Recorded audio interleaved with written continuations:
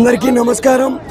ఈరోజు వైఎస్ఆర్ విద్యార్థి విభాగం ఆధ్వర్యంలో అనంతపురం కలెక్టరేట్ కార్యాలయం వద్ద బాలులు గిరిజన ఎస్సీ ఎస్టీ బీసీ హాస్టల్ యొక్క విద్యార్థులతో మేము ఈరోజు నిరసన కార్యక్రమాన్ని తెలియజేస్తున్నాం। ఎందుకురా నిరసన అంటే అనేక సాంఘిక సంక్షేమ హాస్టళ్లలో అనేక సమస్యలకు నిలువుటద్దంగా ఈరోజు హాస్టళ్లు తయారైనాయి। గత ప్రభుత్వంలో విద్యా వ్యవస్థనైతేనేమి బీసీ ఎస్సీలకు ఎస్టీలకు పెద్దపీట వేస్తే ఈ ప్రభుత్వంలో నారాయణకి పెద్దపీట వేస్తూ వీళ్ళనంతా అణగదొక్కే కార్యక్రమాన్ని కూటమి ప్రభుత్వం చేస్తున్నది। కూటమి ప్రభుత్వాన్ని వైఎస్ఆర్ విద్యార్థి విభాగం తరఫున ఒకటే హెచ్చరిస్తున్నాము। మా రాష్ట్ర కమిటీ పిలుపు మేరకు 4 రోజులు మేము హాస్టల్లో పర్యటించాము।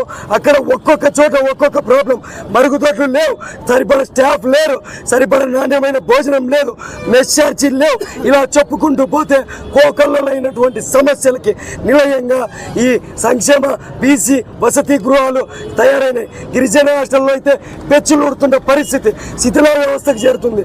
చాలా మంది తాగేకి నీళ్లు లేవయ్యా అని చెప్పి బాధపడే పరిస్థితి వస్తుంది। చాలా మందికి విద్య కోసం కనీసం టీచర్లు కూడా లేని పరిస్థితి, ఈరోజు ట్యూటర్లను కూడా నియమించలేని పరిస్థితి ఏర్పడుతుంది। అనేక మందికి ప్లేట్లు లేదు, గ్లాసులు లేదు।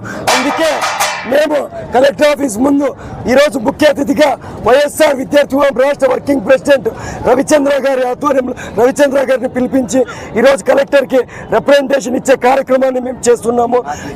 ఈ యొక్క కార్యక్రమానికి బీసీ ఎస్సీ ఎస్టీ వర్గాలన్నీ మద్దతు తెలిపాయి। వారి యొక్క సపోర్ట్తో కూడా మేము ఈ కార్యక్రమం చేస్తున్నాము। మేము కూటమి ప్రభుత్వానికి ప్రశ్నించే పవన్ కళ్యాణ్కి ఒకటే హెచ్చరిస్తున్నాం, మీ అందరికి ఎమ్మెల్సీ ఇప్పించుకొని మీ నోరు మూగపోయింది, మేము అట్లా మా నోరులు మూగపోవు। నీ కొడుకునేమో హైదరాబాద్ పబ్లిక్ స్కూలు, నీ బిడ్డనేమో దేవాన్స్ని పెద్ద పెద్ద టెక్నో స్కూళ్ళలో చదివిస్తావు। మా బాగుజన విద్యార్థుల పిల్లలంటే అంత చులకన మీకు? దున్నపోతు మీద వర్షం పడినట్టు మేము ఇన్ని ఉద్యమాలు చేస్తున్నాం, మీరు ఇలానే ఉన్నారు। మీ పద్ధతి వైఖరి మార్చుకుంటేనే మీరు బాగుంటారని చెప్పి మేము వైఎస్ఆర్ విద్యార్థి విభాగం తరఫున తెలియజేసుకుంటున్నాం।